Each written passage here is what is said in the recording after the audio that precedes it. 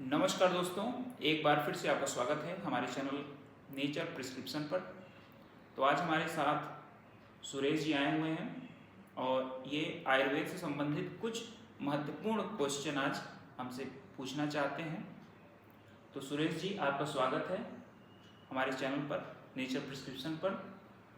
तो क्या प्रश्न थे, आप अपना प्रश्न पूछ सकते हैं। हाँ डॉक्टर साहब नमस्कार। नमस्कार। आपसे मिलकर के मुझे बहुत खुशी हुई और मैं ये जानना चाहता हूँ कि आयुर्वेद की दृष्टि से पंचकर्मा क्या चीज़ है और ये किन किन बीमारियों में हमारे लिए लाभदायक है। कृपया इन पर आप प्रकाश डालिए जरा। सुरेश जी, आपने तो एक बहुत ही शानदार प्रश्न पूछा है आयुर्वेद से संबंधित।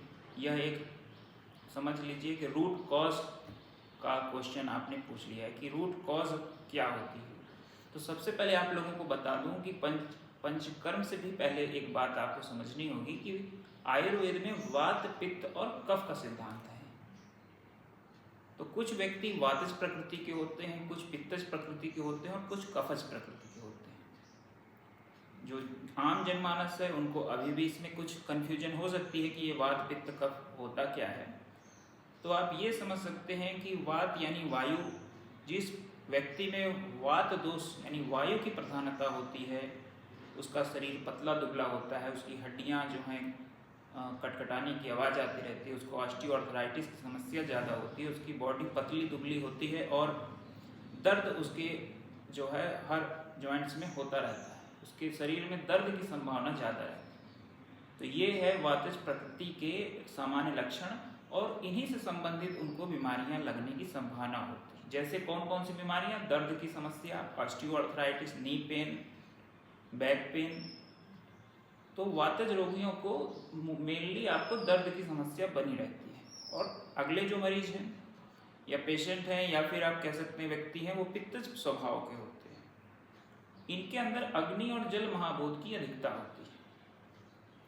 ये ऐसे मरीज होते हैं जिनकी बॉडी में हीट अधिक होती है, गर्मी आप समझ सकते हैं, जलन की समस्याएं हैं जैसे एसिडिटी, हार्टबर्न और भी तरह की समस्याएं जिसमें जलन, हाथ पैरों में जलन,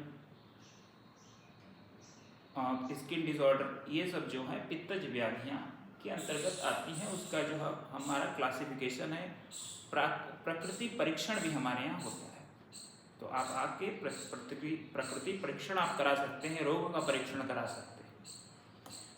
लास्ट जो प्रकृति आती है उसका नाम है कफज प्रकृति। कफज में आप जानते हैं उसमें जो है जल महाभूत और पृथ्वी महाभूत की बहुत अधिक अधिकता होने से उनका शरीर भारी होता है और उनको कफज बीमारियां लगती हैं जैसे श्वास काश, गले का खराश, इस तरह की समस्याएं जो हैं उनको ज़्यादा देखने को मिलती हैं। मॉडर्न में बात करें तो अस्थमा, ब्रोंकाइटिस, सीओपीडी, ये जो समस्याएं हैं ये कफज व्यक्ति को बहुत अधिक होती है। तो इनका जो है हम जब इन व्यक्तियों में जब कफ, वात, पित्त, कफ दोष बढ़ जाते हैं तो संशोधन चिकित्सा देते हैं। और संशोधन चिकित्सा जो है रूट कॉज ट्रीटमेंट के तौर पे हम देते हैं। रूट कॉज ट्रीटमेंट का ये हमारा जो सेंटर है, Yamini innovation wellness nature cure centre, ये हमारा जो है रूट कॉज का ही इलाज करता है, यानी बीमारियों के जड़ को ट्रीटमेंट करते हैं। तो जैसे ही हमारे पास कोई व्यक्ति या रोगी आता है तो हम उसे प्रकृति परीक्षण करते हैं, उसका विकृति परीक्षण करते हैं और उसके बाद यदि उसकी विकार जो है असेसमेंट करते हैं, उसका पूरा डायग्नोसिस बनाते हैं। डायग्नोसिस में अगर वो उसकी कोई बीमारी, बड़ी बीमारी निकल जाती है तो उसे हम उसकी अलग चिकित्सा के लिए उसको रेफ़र कर सकते हैं। लेकिन अगर उन बीमारियों में भी उसकी नहीं समस्या है, जैसे मान लीजिए अगर किसी व्यक्ति को जो है 6 महीने से बलगम आ रहा है तो हम उसे टीबी की जांच करा लेंगे और सीओपीडी की जांच करा लेंगे, अस्थमा की जांच करा लेंगे। तो जब उसको टीबी वगैरह की स्थिति नहीं है फिर भी ये समस्या आ रहा है तो उसका हम क्या करेंगे, संशोधन चिकित्सा से उसके रूट कॉज को ट्रीट करने की कोशिश करेंगे। इसमें हम अस्थमा और ब्रोंकाइटिस की भी इलाज करेंगे। जो विशेष बीमारियां हैं जैसे ट्यूबरकुलोसिस, कैंसर, इन सबको हम जो है इसके जो रेफरेंस डॉक्टर हैं वहाँ पर आपको रेफ़र करेंगे सरकारी संस्थानों में, ताकि आपका जो है इलाज हो सके। लेकिन जो बीमारियाँ वात पित्त कफ के कारण ही हो रही हैं, तो पहले जो बीमारियाँ हमें ऊपर चली गई जैसे ट्यूबरकुलोसिस, उनको हमने हटा दिया उन पेशेंट्स को।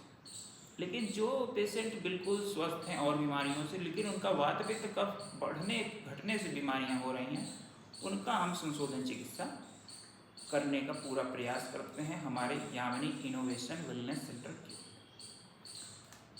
तो इसमें हम वायु दोष के लिए हम बस्ती चिकित्सा करते हैं, स्नेहन स्वेदन बस्ती।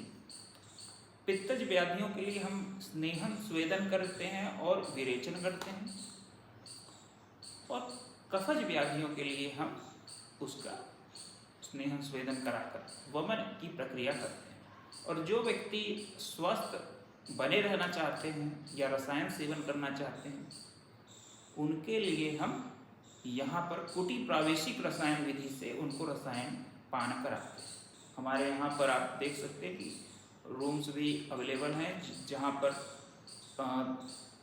प्राकृतिक वातावरण में आसपास जो है प्राकृतिक वातावरण के साथ आपकी कुटी प्रावेशिक विधि, यानी आपको एक कुटिया में प्रवेश कराने की जो चरक आचार्य ने बताई थी प्रोसीजर, उस प्रोसीजर के थ्रू आपका यहाँ पर इलाज करते हैं। तो पहले हम आपका संशोधन करेंगे, फिर आपका रसायन चिकित्सा भी देंगे, और जिनका वाजीकरण की चिकित्सा करनी है उनको वाजीकरण की चिकित्सा भी करेंगे। तो जैसे जिसकी इच्छा है, वेलनेस है ये, यानी आप बीमार नहीं हैं और स्वस्थता हासिल करना चाहते हैं, उसके लिए भी है। और अगर बीमार हैं तो उस रोग को समाप्त करने के लिए संशोधन चिकित्सा करके समन औषधियों से इस बीमारियों को जड़ से ठीक करने का प्रयास करेंगे। तो ठीक है, फिर डॉक्टर साहब बहुत बहुत धन्यवाद, आपने इतनी जानकारी दिया, जिसके लिए मैं आपका जो है आभारी हूँ। थैंक यू आपको भी, और सारे व्यूअर को भी। इस चैनल को सब्सक्राइब भी कर लीजिएगा दोस्तों, और अपने सभी दोस्तों को भी भेजिएगा। Thank you so much.